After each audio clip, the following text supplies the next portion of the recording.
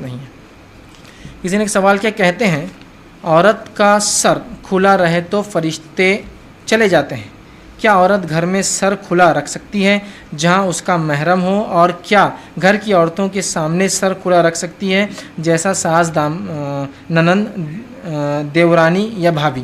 دیکھیے، عورتیں اگر گھر میں ہوں، اگر ان کا سر کھلا ہو، ان کے محرم کے علاوہ کوئی آتا جاتا نہ ہو، تو سر کھلا رکھنے میں کوئی حرج نہیں ہے، کوئی ان پہ لعنت نہیں آتی اور کوئی فرشتے نہیں آتے۔ ایسی کوئی روایت نہیں کہ عورت کے سر کھلا ہونے سے فرشتے نہیں آتے، کوئی روایت نہیں، ٹھیک ہے؟ تو لہٰذا آپ اپنے گھر میں ہیں تو بالکل سر کھلا رکھ سکتی ہے، اور اپنے محرم جیسا آپ کا سسر آپ کا محرم ہے، آپ کا جو ہے شوہر آپ کا محرم ہے گھر کے اندر، ٹھیک ہے؟ آپ کے بیٹے آپ کے محرم ہیں، آپ کے بھتیجے سگے اور آپ کے بھانجے سگے آپ کے محرم ہیں، ان کے سامنے سر کھلا رکھنے میں انشاءاللہ عزیز کوئی حرج نہیں ہوگا انشاءاللہ، ٹھیک ہے؟